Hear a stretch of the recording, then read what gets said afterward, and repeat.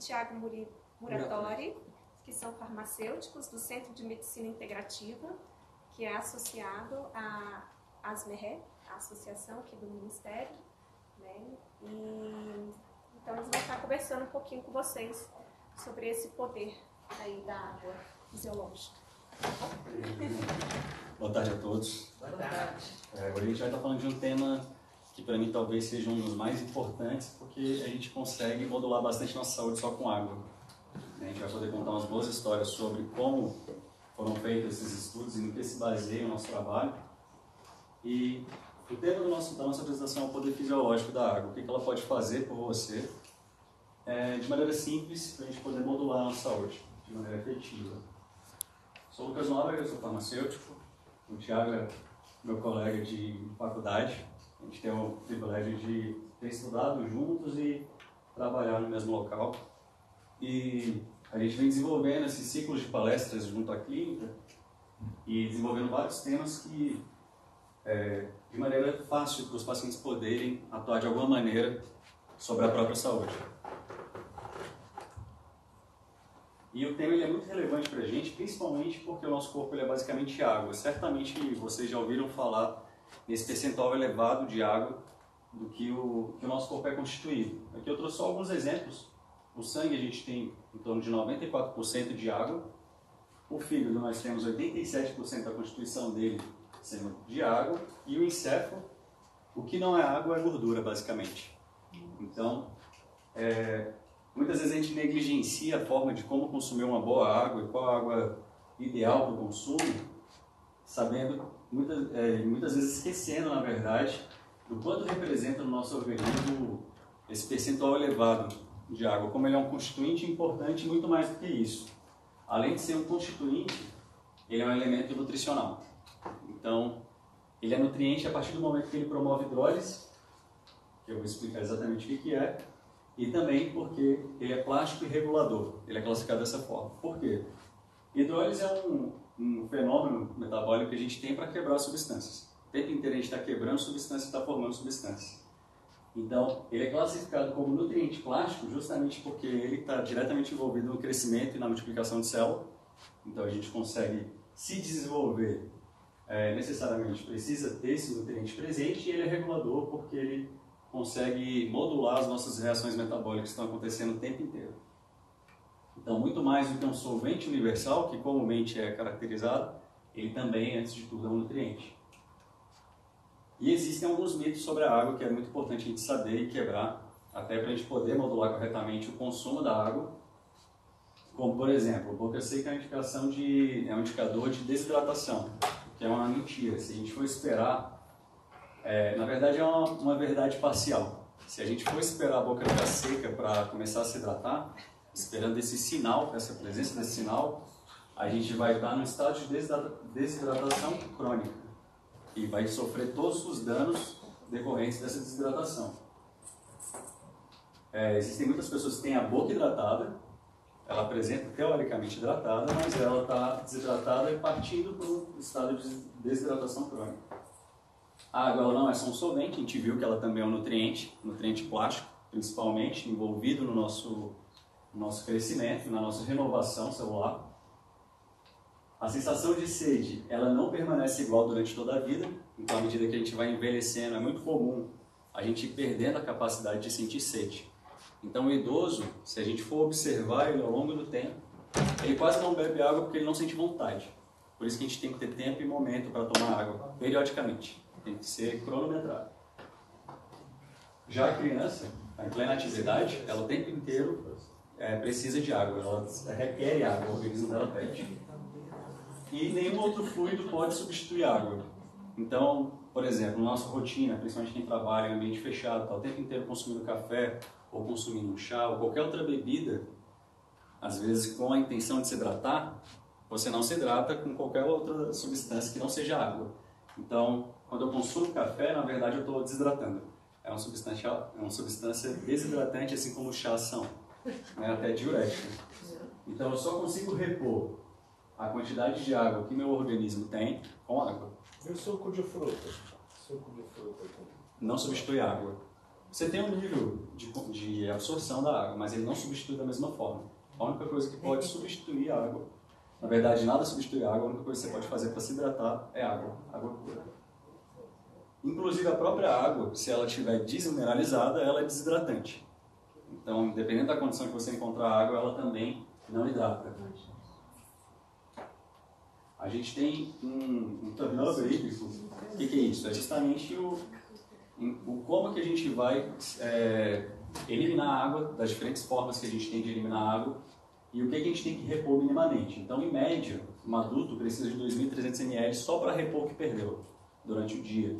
A gente tem uma perda mais ou menos de 1,4 litro aí só na urina, 100 ml no suor, 200 ml nas fezes, e respiração em pele, a gente tem em torno de 600 ml.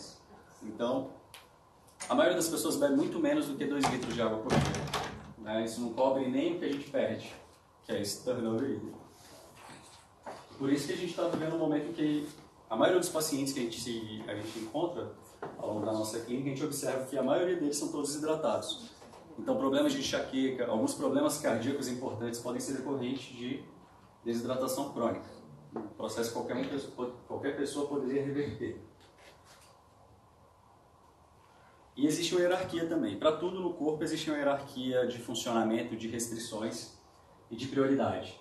Então, existe a hierarquia para o nosso organismo para desidratar.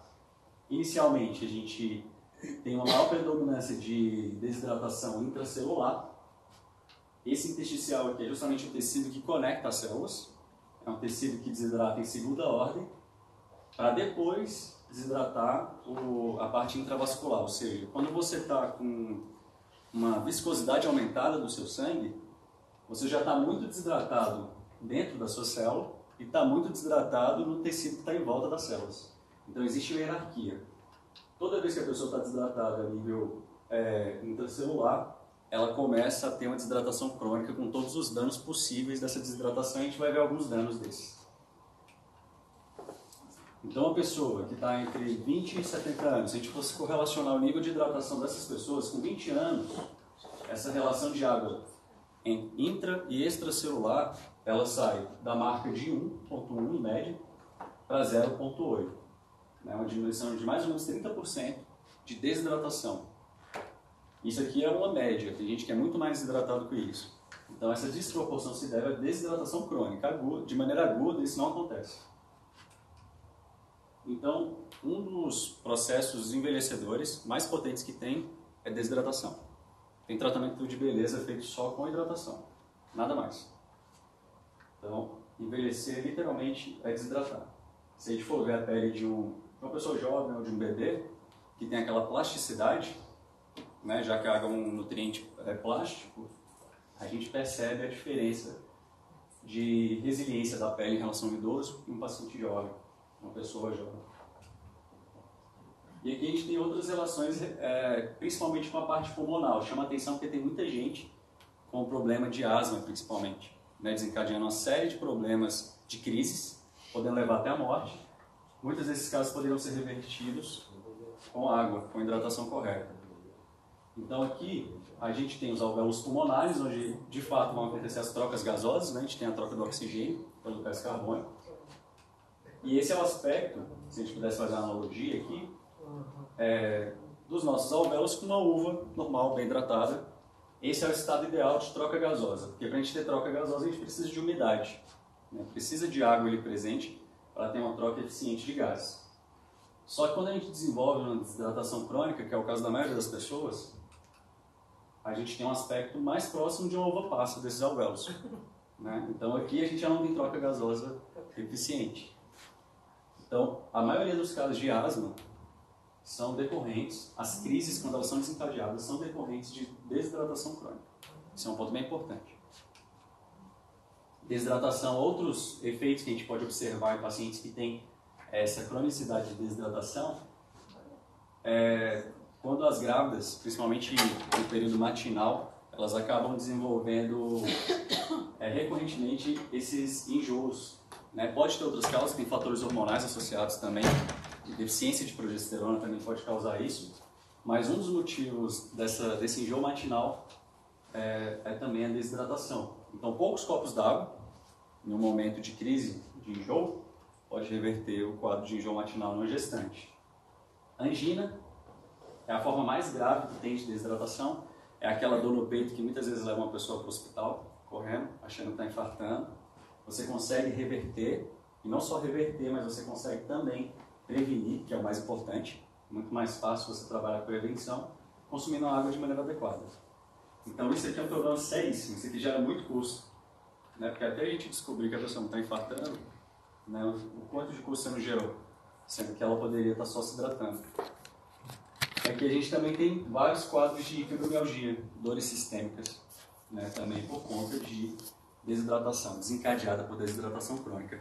Aqui são só alguns dos mais importantes, mas tem vários problemas que a gente desencadeia por desidratação que poderiam ser completamente evitados, qualquer pessoa praticamente. Aqui é um estudo bem interessante também falando sobre o efeito na mortalidade e desidratação. Esse estudo ele foi feito com adventistas e justamente por ser um grupo mais fácil de você controlar as principais variáveis do dia a dia, eles têm um padrão de vida mais regular entre eles, de alimentação e tudo mais. Então, o que foi feito? Foram estudados mais de 20 mil homens e mulheres que não apresentavam doença cardíaca ou não tiveram histórico de acidente vascular encefálico ou diabetes. E ao longo dos anos foi visto, em cada grupo, eles dividiram essa população em grupos que consumiam menos de 2 copos d'água, entre 3 e 4 copos por dia, e aqueles que consumiam mais de 5 copos d'água por dia. E eles foram vendo qual era a taxa de mortalidade, principalmente por doenças cardíacas. E o que eles observaram? Que no grupo que consumia 3 a 4 copos d'água por dia, eles reduziram em 44% o risco de morte cardíaca em relação ao grupo que consumia somente menos de 2 copos d'água. E aquele grupo que consumiu 5 ou mais copos, 52% de taxa de mortalidade a menos. Isso aqui é um absurdo. Eu não conheço nenhum outro medicamento que faça isso. E um dos principais problemas que a gente tem complementando essa questão da desidratação e que agrava o problema, é a nossa dieta ocidental. Então aqui não sei se vocês estão conseguindo enxergar direitinho, mas a gente tem pizza, a gente tem cosquinha, tem batata frita, sanduíche. Eu acho que se não é a rotina de vocês hoje, em algum momento já foi. Né? Todo mundo já passou por uma fase que consumiu bastante isso aqui, só que a maioria das pessoas fazem disso a rotina. Então, o que esses alimentos fazem? E do que eles são constituídos? Basicamente, eles são constituídos de muito açúcar, né? Eu chamo muito mais atenção para o açúcar. E gorduras ruins também. Eles têm alta índice glicêmico e carga glicêmica. Carga glicêmica, a gente está falando da quantidade de açúcar total que tem no alimento, o quanto que ele carrega de açúcar aí de maneira geral. E o índice glicêmico é o quão rápido ele vai se transformar em glicose no seu sangue. Quanto mais rápido, pior para você. Quanto mais lento, melhor. Ele vai liberando gradativamente essa carga de açúcar dele na corrente sanguínea. A gente tem também quantidades inadequadas de micronutrientes, que são fundamentais e cada vez mais negligenciados, os nossos minerais, as nossas vitaminas também. Eles geram desequilíbrio ácido-básico, isso aqui a gente vai falar bastante, que é um problema seríssimo, é a base de quase todas as doenças. À medida que a gente vai envelhecendo, a gente vai ficando ácido também. A gente vai ficando ácido e o bebê, ele, paradoxalmente, ele é bem básico. Né? Então, algo me diz que quanto mais ácido eu fico, maior a chance de eu me tornar doente. De haver desequilíbrio. A gente vai explicar um pouquinho mais sobre isso. Um outro desequilíbrio, chamando a atenção para essa proporção aqui, ó, de sódio e potássio, é uma proporção que é muito importante. Tem vários outros minerais. A gente tem mais de 20 minerais importantes para algum processo metabólico no corpo. Só que esse aqui eu chamo muita atenção porque na era paleolítica a gente tinha um consumo, em média, de 5 para 1 de potássio. A gente tinha 5 partes de potássio na alimentação para 1 só de sódio. Hoje a gente tem, em média, 20 partes de sódio na nossa alimentação para 1 só de potássio. Então essa desproporção é um dos grandes motivos que fazem com que a gente retenha líquido no corpo. E cada célula é como se fosse um ente separado de você. Então ele tem um metabolismo próprio, ele tem suas excretas para liberar, e toda vez que eu retenho líquido, eu acabo mantendo mais tempo toxina dentro da minha célula. Então esse aqui é um ponto relevante demais e que aumenta muito o risco de doença cardíaca. Tem algumas pessoas que às vezes estão submetidas a atividades físicas muito intensas, pode até ter um corpo atlético e tudo mais e acaba morrendo, né? Tendo um infarto, tendo uma desregulação do ritmo cardíaco. Muito se deve a essa desproporção aqui, potássio e sódio. Né? Então, o potássio a gente tem que suplementar. O sódio a gente não precisa. A dieta ocidental, o que mais tem é sódio, para tudo que é lado. A gente também tem pouca fibra, né? A fibra foi uma descoberta, principalmente dos norte-americanos, em relação a essa redução da fibra para melhorar transporte, melhorar armazenamento. Ele facilita o congelamento dos alimentos. Então, nesse aspecto, a gente consegue ter, do ponto de vista comercial, muito mais facilidade para a distribuição dos alimentos e para a manutenção deles. Só que a fibra é muito importante, até porque a gente é mais bactéria. Nosso organismo ele tem quantitativamente mais bactérias do que células próprias. E quem alimenta a fonte de nutrientes dessas bactérias são as fibras. Os alimentos processados, eles basicamente não têm fibra mais. E pouca água. Então, como é que a gente faz para reverter esse quadro todo? A gente precisa conhecer o que é uma água boa. Normalmente, o que vem na cabeça é que a água potável é o que a gente tem que ter. E a Brasília é conhecida por ter uma água boa. Né? O grande ponto é que não é uma água tão boa assim. A gente deveria consumir prioritariamente água ionizada. E a gente vai entender o que é isso. O que é água ionizada? A água ionizada, a gente tem a molécula aqui dela, H2O. E existem na natureza e também artificialmente como produzir essa água, formas de produzir essa água, que é o quê? Fracionar ela em H+, ou H-. Com água ionizada, a gente consegue modular o pH dela. Ela vai se tornar mais alcalina se a gente desejar. Então ela vai estar mais concentrada desse íon aqui, o H-. Isso é bem importante. Talvez não fique tão claro agora, mas lá na frente vai clarear. Por que a gente precisa do H-? Porque aqui a minha água é alcalina. Quanto mais concentração disso aqui eu tiver, mais alcalina ela é. Não sei se vocês perceberam, quando fraciona a molécula, o H+ vai para um lado e o H- vai para o outro. O oxigênio acompanha o H- aqui. Esse íon é acompanhado do oxigênio. Então o ambiente alcalino ele é rico em oxigênio. O ambiente ácido quase não tem oxigênio. Nosso corpo foi feito para lidar com oxigênio. Toda vez que a gente passa muito tempo sem oxigênio, a gente morre, a gente tem um dano importante. Né? Um dos processos que ajudam a explicar o câncer é justamente o desencadear do câncer, é justamente essa hipóxia, né? Esse tempo sem oxigênio por muito tempo. A célula começa a perder o autocontrole sobre o tempo de vida dela. Então isso aqui é bem relevante. Quanto mais água alcalina em níveis ideais a gente consome, melhor para o nosso corpo, porque a maior parte do nosso corpo é água, basicamente isso. Então, a gente vai falar dessas faixas todas, para poder descrever, para vocês entenderem bem. Aqui a gente tem os elementos fundamentais da vida. Talvez um dos mais negligenciados de todos seja a água, mas a gente também negligencia muito o sal, né? O sal ele foi colocado como vilão por causa do cloreto de sódio. O cloreto de sódio, eles têm o seu papel, o problema é quando eles vêm sozinhos. Né? O sal integral, seja qual for ele, eu chamo a atenção porque ele tem outros minerais que geram equilíbrio. Então, quando eu tenho um sal refinado, além de eu ter poucos elementos, como é o caso só do sódio e do cloro, eu, além disso, tenho produtos químicos para clarear aquele sal, que é muito importante, são substâncias tóxicas. Ele não vem branquinho daquele jeito. O sal ele não tem aquela característica, aquilo é para melhorar do ponto de vista comercial. Então, o sal, de verdade, poucas pessoas consomem. Pouquíssimas pessoas. E ele, junto com a água, são fundamentais. Moral da história é que a gente precisa de minerais, precisa de água e, sobretudo, oxigênio. E os três estão interligados. Um não funciona bem sem o outro. Sal integral é o marinho, esse que se chama Marinho é o sal integral. Esse é o integral. Esse é integral também. Tem outros tipos de sais. O sal rosa, Também. o sal rosa dos Andes. Isso também é integral. Tem Esses várias são fontes. integrais. Que tem os sais minerais também, né? Isso. Você está falando. É melhor ter em casa esse aí, então, do que É melhor. no dia a dia. É melhor e tem que ser aquele que você moe na hora. Não pode ser refinado, porque tem sal marinho refinado, não adianta. Ele só tem o tom rosado, mas não adianta. Tem que ser o sal mais íntegro, né? em granos, para você moer na hora. Boa parte do que a gente sabe de água hoje se deve à população de Hunza, né? Aqui é a característica do povo de lá, extremamente bonito. Né? Eles têm uma estrutura óssea bem formada, os dentes cabem na boca. É um ponto importante que hoje a gente está vendo muito apinhamento dentário, né? Aqueles dentes que não tem espaço para irromper na boca. Muito se deve a nutrientes que tem na água deles e na nossa não tem. Né? Na dieta ocidental a gente se priva de muitos nutrientes. Mas, acima de tudo, o principal ponto de interesse dessa população foi a longevidade. Eles facilmente vivem mais de 100 anos. E aí foram feitos alguns estudos importantes em relação a essa população. O que tinha de diferente? Por que eles viviam mais? E por que eles eram tão bonitos? Né? Então, o que foi mais estudado e o elo comum dessa população que foi encontrado? A água. Então, a gente chama também de água glacial.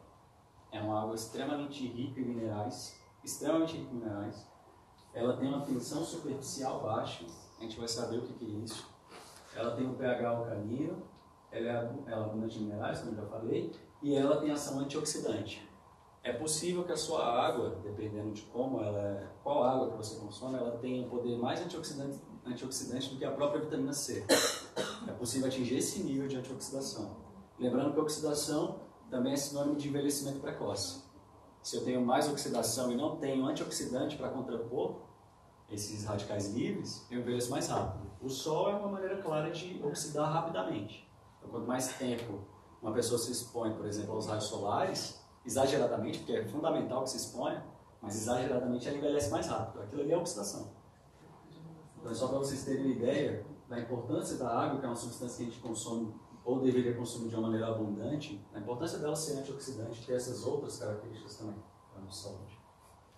Então, vamos falar um pouco sobre essas propriedades, né? Entender um pouquinho mais como que elas se manifestam na água. Então, a gente tem esse fenômeno aqui de tensão superficial.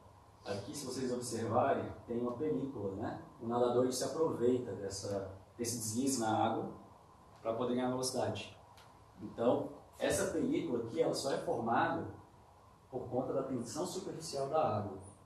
Outra coisa que dá para evidenciar isso na natureza são os insetos que conseguem planar na água.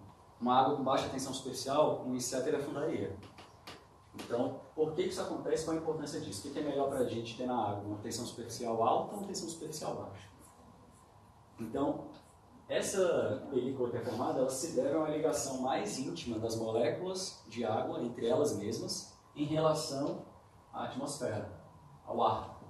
Então, como elas não têm avidez pela ligação à atmosfera, ao ar, ela se liga mais intensamente às moléculas de água, ela consegue formar uma camada que cria esse aspecto borrachoide aqui. Isso se deve às forças intermoleculares, né? A força de ligação das moléculas de água.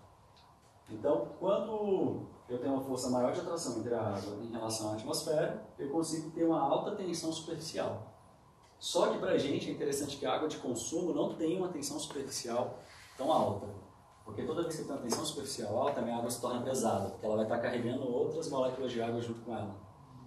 Então, para a gente é interessante ter uma tensão superficial baixa. A água se torna mais leve. Eu vou ter menos aglomerado de moléculas de água. Então, ela vai ser mais hidratante. Ela consegue entrar melhor nas células. Então, a água de Hunza, ela tem uma tensão superficial baixa. Uma baixa tensão superficial. Então, aqui, só para fixar, a gente tem as forças de atrações aqui, né, em diferentes direções, mas o vetor dessa força é maior no sentido da água e quase inexistente no sentido do ar. Então, por isso que a água ela consegue se manter unida mais do que outras substâncias normalmente conseguem e formar aquela película borrachoide. Né? Então, para consumir, a gente precisa ter uma água de baixa tensão superficial. Isso se vê nas garrafas de água que a gente compra? É um TSA, por exemplo? Não. Não, a gente consegue. Como é que a gente sabe? Isso aqui, existem aparelhos que medem tensão superficial, são aparelhos caríssimos, inviáveis, impossíveis de a gente ter. Mas a gente consegue produzir a água com uma estrutura que tem uma menor tensão superficial. E aí vai ser no finalzinho, a gente vai falar de água hexagonal. Né? Aí isso garante pra gente uma água de menor tensão superficial. Isso nas águas que se vendem a gente não vê e não tem. Não vê e não tem. Exatamente isso. É tanto que quando você consome uma água ionizada e que tem baixa tensão superficial, você sente a diferença. Ela é literalmente mais leve. Pois é, mas onde a gente consegue isso? A gente vai falar. Ok. Agora o Thiago ele vai falar um pouco sobre as outras características, a gente vai destrinchar isso e no final a gente vai mostrar soluções. Tá? Soluções fáceis, soluções um pouquinho mais complexas, mais completas. Então o Lucas falou sobre a questão do TDS, né? Que seria TDS, né? Falou sobre a tensão superficial da água. O TDS já seria, o que você falou, o TSA é muito parecido com o TDS, que mostra pra gente a composição de água, de minerais na água, né? Que também é muito importante. Eu vou falar dela no final e da importância que ela tem. Aqui eu vou falar sobre o pH agora, né? O pH é o potencial hidrogênio iônico, né? O que é medido no potencial hidrogênio iônico? Ele é medido a concentração de H+ nessa água. Então esse pH ele vai de 0 a 14, sendo que 0 é o perfil mais ácido e 14 é o perfil mais alcalino, né? Então uma solução que está mais próximo de 14, ela tem mais OH- do que H+, né? Então ela tem mais oxigênio, ela é uma substância mais alcalina, né? Então se a gente passar aqui, ó, o nosso sangue está com um pH ali próximo de 7,35 e 7,45. O sangue sempre tem uma tendência a se manter nesse pH. Então a gente observa que o pH 7 seria um pH considerado neutro, ele não é nem ácido nem alcalino. O nosso sangue está um pouco acima do neutro, né? Então ele está mais pro alcalino do que pro ácido. Então, por exemplo, as águas de torneira, a gente já fez medidas nas águas daqui de Brasília mesmo, então não tem um pH tão ruim, mas é mesmo assim ácido, né? Eu falo tão ruim comparados até uma água mineral. Porque se você pegar uma garrafa de água mineral, ela não tem a tensão superficial, mas ali você consegue achar o pH. Sim. Né? Então, água com gás, geralmente, se a água não é com gás natural da fonte, ela é acrescentada CO2. Aí já não é tão legal porque ela se torna mais ácida. Né? Uma água mineral de garrafinha, além do problema de ser mais ácida, ela tem a questão da incidência do sol, né? Que gera um chamado biftalato ou bisfenol A. Né? E isso, por exemplo, para a população é horrível, porque seria uma água que engorda. Porque o bisfenol A ele é como se fosse xenobióticos, muito parecido aos nossos próprios hormônios. Né? Então, seria uma água que, com o tempo, ela vai te fazer mal. Além dos metais pesados, que aquela água que ficou armazenada e pegou sol, vai ter liberado. Né? Então, acaba sendo mais tóxico você beber uma água de garrafa do que da torneira. Por causa do plástico. Por causa do plástico e do pH. Né? Porque é difícil você ver uma água hoje em dia, mineral, com pH acima de 7. A maioria... Ibiraba e Minalva são águas que geralmente tem. Mas ele traz a água para Brasília à noite. Justamente para não pegar o sol. Ótimo. Minalva também é uma boa marca que a garrafa é de vidro, né? Aí tem outras também de vidro. Prata também. Tem outras de vidro. Né? Então assim... A de vidro, no caso, sai o bisfenol. Né? Aí fica a coisa da acidez. Exatamente. Aí por exemplo, é ideal você tomar uma água que você conhece, sabe que tem um pH mais alcalino, né? E, por exemplo, é muito bom que você tome uma água de uma fonte próxima, né? Porque às vezes a água vem do Rio Grande do Sul, vem da Argentina, mas o tempo que ela fica na exposição, né? Então isso é muito importante também. E aqui, ó...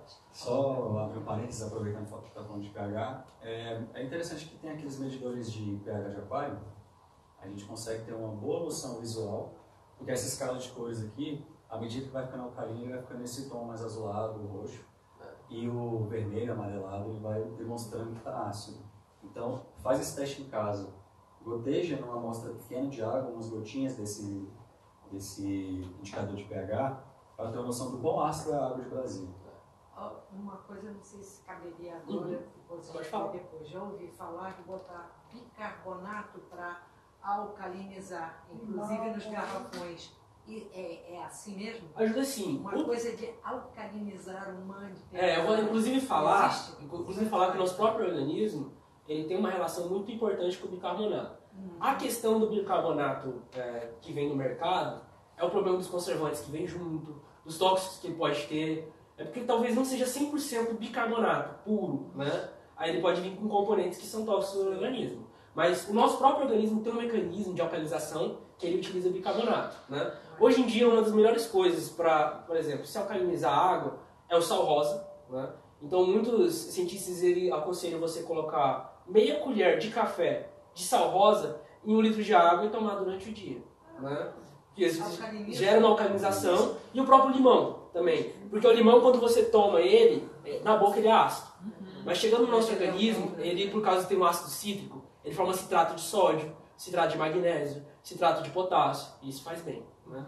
Então tem meio de alcalinizar. São alcalinos. Todos esses sais são Exatamente. Ou seja, chupar limão todo dia faz bem. O excesso nunca é ruim. O excesso é ruim.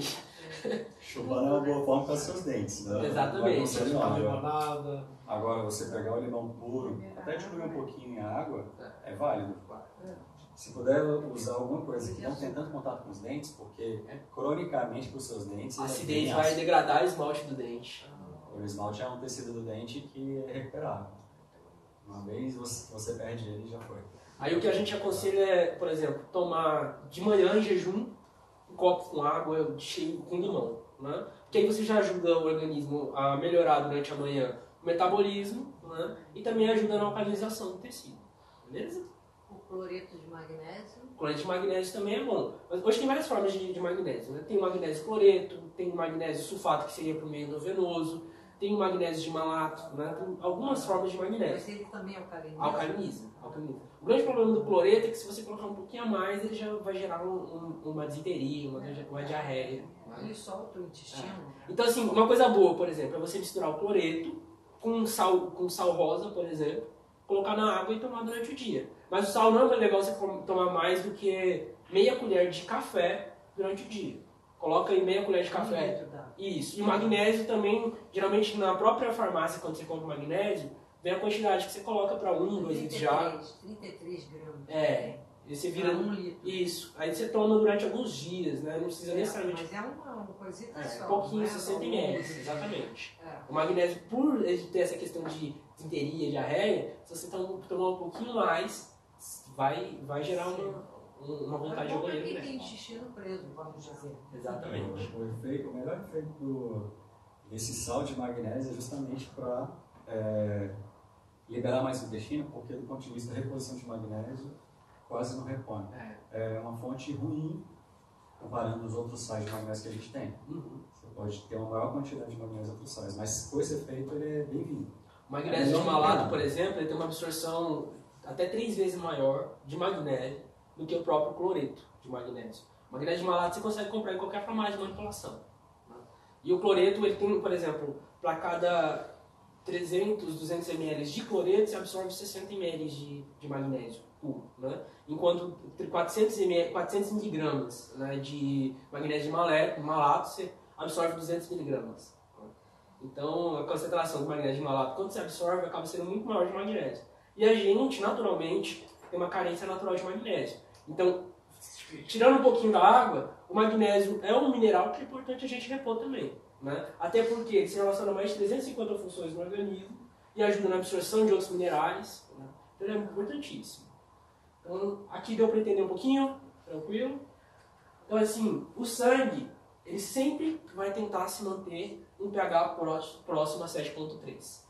Ele não pode descer abaixo de 6,8 ou acima de 8. Se ele descer abaixo de 6,8, a gente tem uma chamada acidose metabólica. Acima de 8, ele tem alcalose metabólica.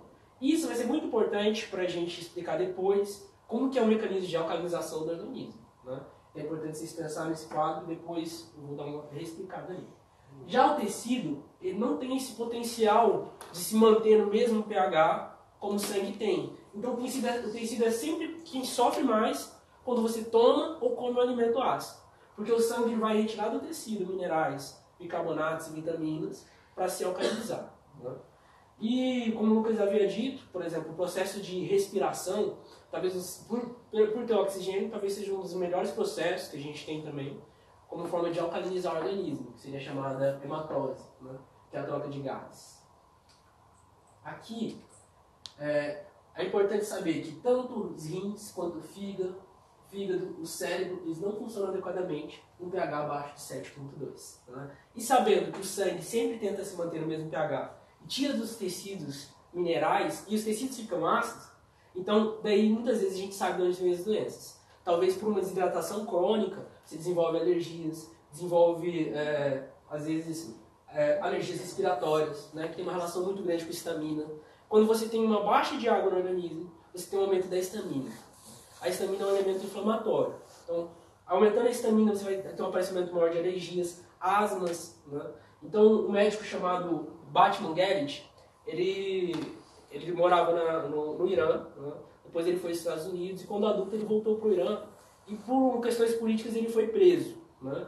E durante o tempo que ele ficou preso por 2 anos e 7 meses. Durante todo esse tempo, ali tinha 3.000 presos. Muitos desses presos, pela questão do estresse, pela questão da adrenalina ali dentro, eles acabaram desenvolvendo úlceras no estômago, né? E a única coisa que esse médico tinha para tratar esses presos era água e sal. Água e sal. E durante todo esse tempo que ele ficou preso, ele ficou tratando esses presos com água e sal. Ele conseguiu reverter muitas doenças crônicas que esses presos já tratavam há anos.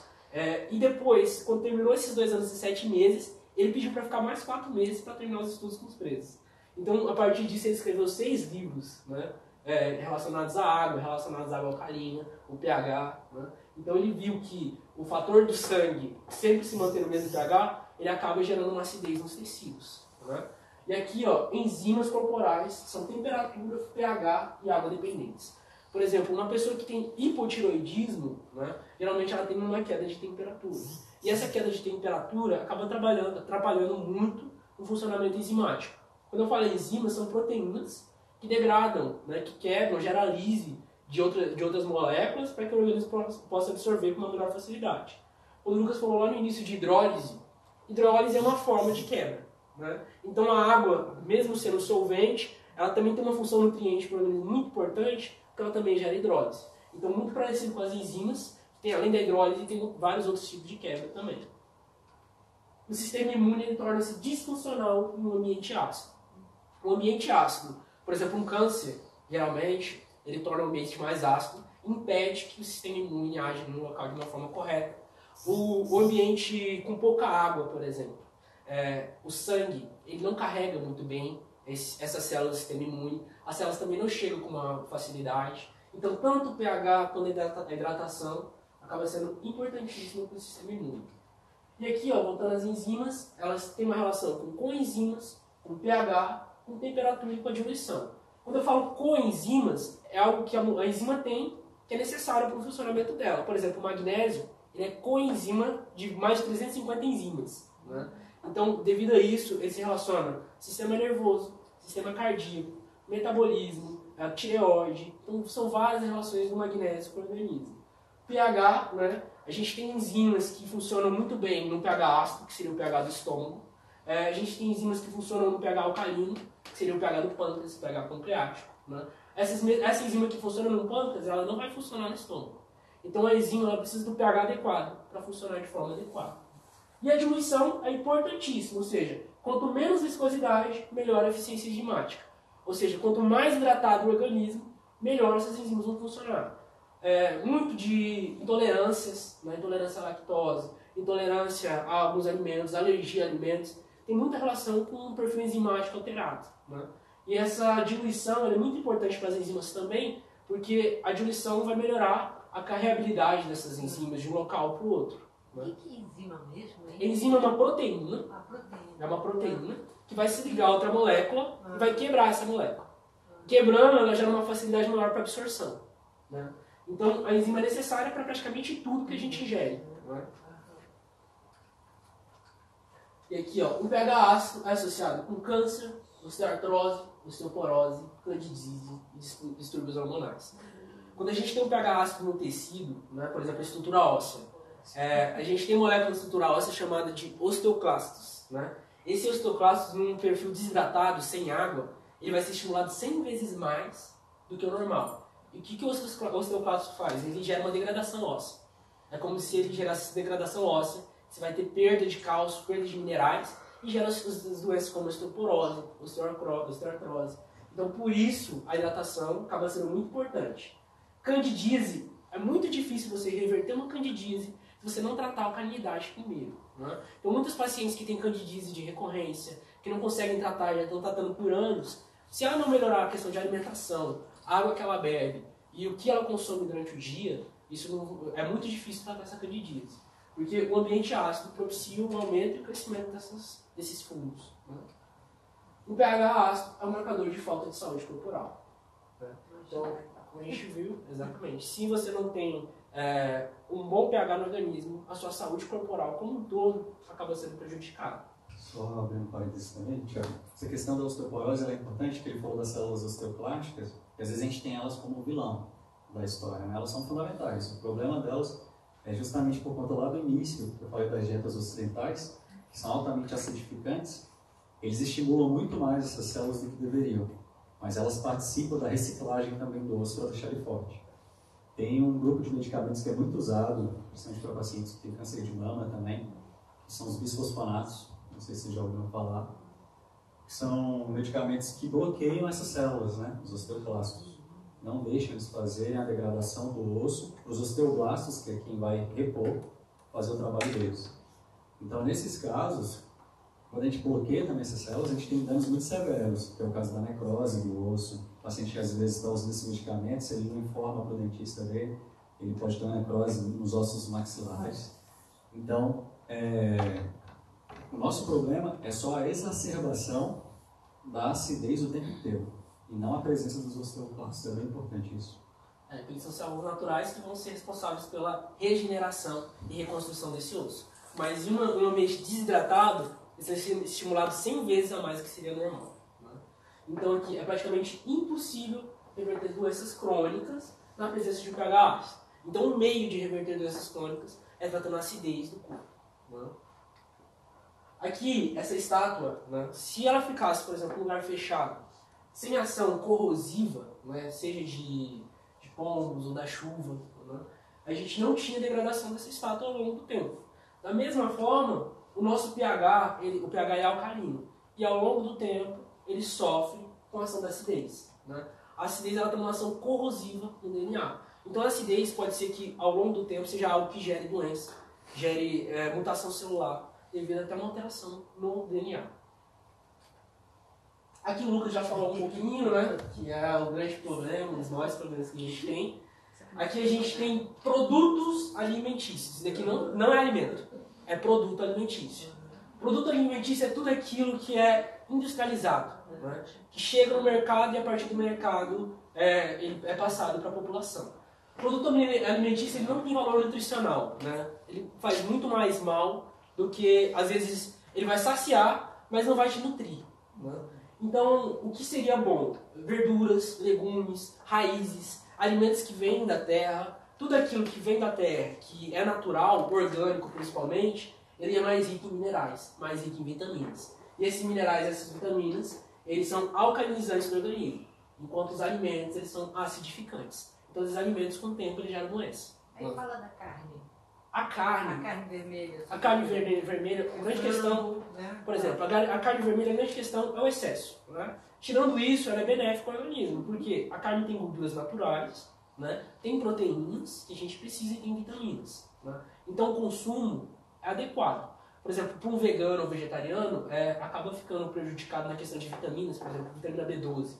Ela é muito rica na carne, o zinco, muito rico na carne. Né? Então aqui eu não estou falando para comer em excesso. Mas ter uma alimentação é importante, principalmente para reposição de proteínas, para reposição de vitaminas e minerais. A carne branca, tipo carne de frango, essas coisas, ela acaba tendo menos acidez, né, do que a carne vermelha.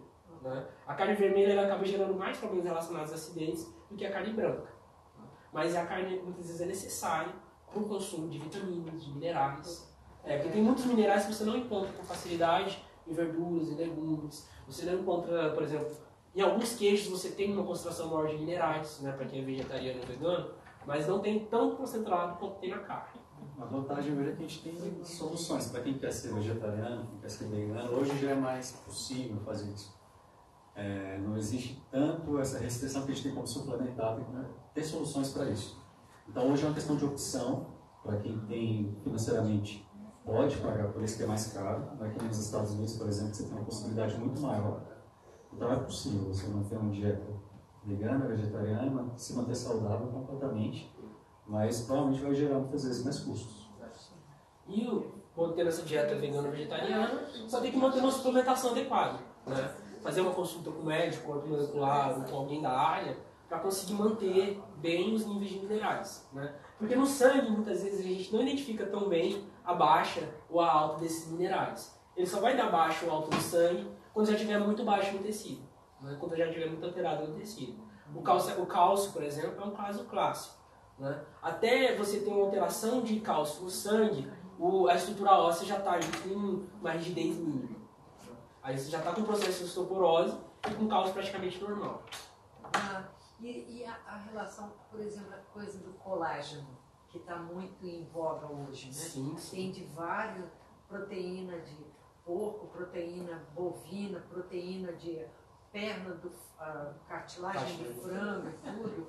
Mas como é que funciona isso com relação à questão da acidez e a da osteoporose? Porque isso está sendo indicado para osteoporose, osteopenia, artrites, artroses, né? Esse colágeno. E como é que é a coisa dele com a coisa da alcalinização, por exemplo? Tem uma relação? Isso é interessante, mas na verdade o princípio, o que é adicionado entre um colágeno e outro são mecanismos para melhorar a absorção. Sim. Então, uma vez que você ingeriu, eles vão ser degradados, né? Aquelas proteínas vão ser degradadas em aminoácidos e eles vão ser usados não direcionados para a sua cartilagem. Eles vão ser usados para qualquer coisa que seu corpo precise, que requeira daquele aminoácido para ser formado. Só que isso aumenta as chances de você ter uma recomposição melhor naquela região da cartilagem. Então, é bem-vindo. Agora, excesso de qualquer alimento, eles têm potencial acidificante. Porque comer a mais, você, por exemplo, a gente tem um processo de consumo direto do açúcar, mas você pode transformar outras fontes nutricionais, como o caso da gordura e das proteínas, em açúcar também. Sim. Em glicose. E Então, a fruta, né? Também. a frutose é uma forma de açúcar também. Então, você pode estar consumindo menos carboidrato, consumindo outras fontes que você acredita que não é açúcar, de fato não são, mas elas serem convertidas em açúcar e gerar processos inflamatórios, acidificação. Diminuir seu nível de oxigenação, que é um processo em cadeia. Então, o problema não está no colágeno. O colágeno é bem-vindo. Sim, pode ter um efeito interessante em articulações, mas o excesso que é o grande problema. A forma como você vai consumir isso. Aquele sachê de 10. O colágeno talvez ele não tenha uma ligação direta com o pH, né? Ele não tem uma ligação direta com o pH, mas, por exemplo, a gente tem minerais como o silício, e a suplementação do silício vai estimular a produção de colágeno, né? Então, às vezes... Silício. Então, às vezes, uma suplementação de silício acaba sendo mais eficiente até do que o consumo de alguns alimentos, porque, assim, esses alimentos que estão... Eu também vejo que minha esposa, ela gosta muito disso, aí eu pesquiso com ela, às vezes, mas, assim, não tem comprovação ainda que realmente eleva nos níveis fisiológicos adequados, né? Mas eu vejo que a partir do consumo de forma adequada, né? Não exagerar, a gente consegue sim melhorar, por exemplo, porque uma cartilagem de frango, né? Geralmente eles colocam casear, cartilagem, cozinho, ela acaba sendo muito rica, porque cozinha até a estrutura óssea do frango, né? Então ela acaba sendo muito rica em minerais, vitaminas, né? E isso auxilia o organismo como um todo, né? Agora, isso é interessante, porque, por exemplo, a gente está fornecendo, através do colágeno, de outras proteínas, um insumo, como se fossem os tijolos mesmo, e o silício, ele é um componente que ele não é estrutural, ele não vai formar o colágeno, mas ele estimula as células do seu corpo a utilizar aqueles insumos para produzir o colágeno. Aí faz muito mais sentido. Porque aí eu estou estimulando internamente a produção e estou consumindo um insumo para fazer a coisa acontecer. E aqui, ó, como a gente tinha dito, o limão, né? Como eu já falei para vocês, o limão ele é ácido na boca, né? No organismo ele se torna um alimento alcalino. Devido a esse citrato de ácido cítrico, na verdade, ele forma citrato de sódio, citrato de potássio, citrato de magnésio, que são minerais alcalinos, que são componentes alcalinos, né? E isso gera uma alcalinização dos tecidos.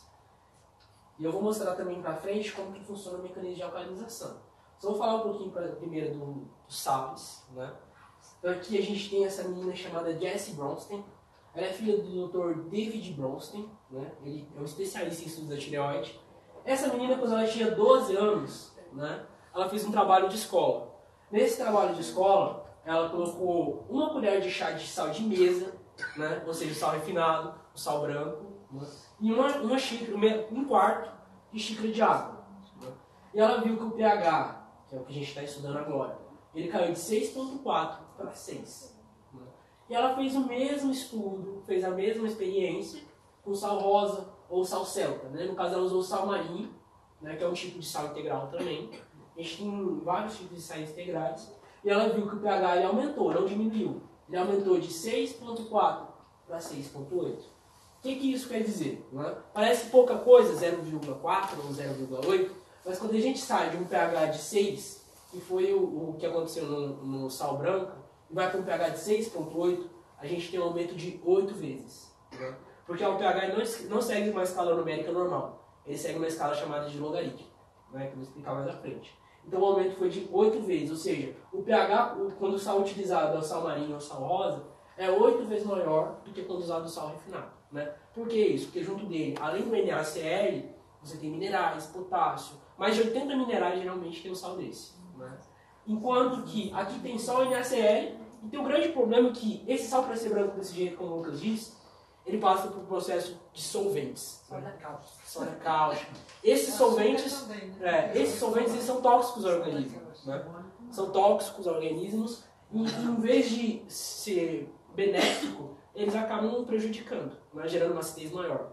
Então, assim, o consumo de sal, assim como o consumo de água de qualidade, é indicado, em pouca quantidade no caso do sal, né? Mas o consumo de sal refinado não é, porque ele faz mal. Isso é tão sério que a gente viu lá a escala do pH, em que o corpo se comporta bem, 7,3, 7,45. Se a gente for para 6,8, a gente morre em um período curto de tempo. Então essa diferença que às vezes parece pequena, ela é gigante quando a gente fala em pH. A escala é completamente diferente, a leitura que faz. E aqui, ó, a gente vai agora ensinar para vocês como é que faz a leitura de um pH de uma relação para outra. Por exemplo, 2,5 é o pH de um refrigerante, uma Coca-Cola. Uma Coca-Cola tem um pH de 2,5. Super saudável. Então, assim, é um pH muito ácido para o organismo. Então, de 2,5 para 3,5, eu tenho um aumento de 10 vezes. De 2,5 para 4, 100 vezes. E assim sucessivamente, até chegar no pH próximo ao do sangue. Então, o pH de um refrigerante, ele é 100 mil vezes mais ácido que o pH sanguíneo. A gente só não morre, porque o pH sanguíneo ele tem um potencial tampão, ou seja, de neutralização muito grande. Mas aí acontece o problema do tecido. Né? O pH sanguíneo tem o problema a questão de se neutralizar fácil, mas o tecido acaba ficando mais ácido. Né? Então aqui, por exemplo, o sal ele não é ruim. Então assim, dietas hipossódicas não são tão legais. Se você tira o sal totalmente, isso acaba sendo prejudicial, porque o sal ele é tanto responsável para a produção de ácido no estômago, quanto é responsável para a produção de bicarbonato, que vai ser o que vai alcalinizar o organismo. Né? E aqui a gente está falando do sal de qualidade, né? A gente não está falando de sal refinado. Então é importantíssimo consumir o sal em quantidade adequada e o sal de qualidade. Né? Então aqui, ó, o Lucas tinha até falado sobre isso, né? Mas aqui a gente tem uma célula, aqui na verdade é a membrana de uma célula. Né? Toda célula tem na sua membrana proteínas. Né? Assim como enzimas são proteínas, a gente tem outros tipos de proteínas que são ligadas na membrana celular. No meio externo para o meio interno, a gente tem a passagem dos minerais ou vitaminas por dentro ou por meio dessas proteínas ou canais. Né? Então aqui, o sódio e o potássio eles são controlados por uma bomba chamada bomba de sódio e potássio. Então, a gente tem uma bomba específica para os dois. Né? Então, o que acontece? Quando você consome um sal ruim, né, essa relação extra e intracelular acaba sendo prejudicada. Né? Aí você acaba gerando uma desidratação da célula, né? A célula acaba ficando muito desidratada, o tecido fora da célula acaba ficando com uma hidratação acima do normal, né? Muito da retenção líquida também vai daí. E quando você consome sal de qualidade é o contrário. Né? Esse sistema é preservado, até porque o sal marinho, o sal celta, o sal rosa, eles têm uma concentração muito grande de potássio. Né? E é legal que a gente tenha mais potássio na alimentação do que sódio. Só que alimento industrializado, todos eles vão ter uma concentração maior de sódio. É difícil você ver potássio no alimento industrializado. E isso acaba prejudicando, né, esse mecanismo dessa célula. Então, o consumo adequado é de 1/4 de uma colher 2 vezes ao dia. Mas você pode colocar meia colher em 1 litro de água e tomar essa água durante o dia. Né? No caso do sal, o magnésio é menos. Né? O magnésio você vai tomar é pouquinho. Mas no caso do sal rosa, você pode colocar meia colher de café, né? Meia colher de café em 1 litro de água e tomar durante o dia. Né? Aí que você toma durante o dia. Não é tomar de uma vez. Magnésio, cloreto, Um copinho, só uma vez. Exatamente. E isso aqui, por exemplo, se você não quiser colocar 1 litro para tomar durante o dia, aí você pode pegar 1/4 dessa colher, já é pequenininha, né? Então você pega 1/4 da colher de café, coloca num copo de água e toma 2 vezes ao dia. Né? São os 2 meses que são indicados. Então, eu estou falando do sal junto com a água, principalmente porque, em caso de crise de asma, muitas vezes o paciente está com crise de asma e você não tem um remédio por perto. Você pode pegar um pouquinho de sal rosa, sal grosso, integral, né? E colocar nessa água, que vai, muitas vezes pode tratar a crise ali no momento. Porque aumenta a hidratação da célula, né? E vai aumentar a alcalinização, e desidratando você diminui a estamina. Não, hidratando você diminui a estamina. Quando o organismo está desidratado, você tem um aumento de estamina. Né? Então, aqui é o meio que vocês têm para tanto o sal quanto a água. O mecanismo de alcalinização, né? Muitos dos químicos ou dos físicos, eles falam que o que adianta tomar alcalina se chega no estômago, o estômago tem um pH? Né? Mas o que acontece? Toda vez que a gente toma um pH 10, por exemplo, seria um pH alcalino o mais alto que seria indicado, né? pH 10. Essa água ela vai chegar no estômago, ela realmente vai ser neutralizada. Mas para isso, você vai ter um aumento da produção de ácido. Né? E toda vez que você aumenta a produção de ácido, você aumenta a produção de bicarbonato. Então aqui, ó, por exemplo, essa aqui seria a fórmula química de produção do ácido. Né? A gente tem água, né? Que seria um dos componentes. A gente tem o gás carbônico, que é o gás que a gente exala, não é o que a gente respira. E a gente tem NaCl, que é o sal. Né? Então esses componentes eles são indicados e adequados para a produção tanto do ácido quanto do bicarbonato. Não tem como eu produzir o ácido no estômago sem produzir bicarbonato. Então toda vez que eu tomo uma água alcalina, eu vou ter um aumento de ácido no estômago e vou ter um aumento de bicarbonato no sangue. Mas o sangue ele não tem a tendência a se manter fora do percentual de 7,3. Então com um bicarbonato elevado no sangue, o que ele vai fazer? Vai jogar para os tecidos. Né? Então você vai alcalinizar tecidos. Né? Você alcaliniza tecidos e deixa o sangue mais hidratado.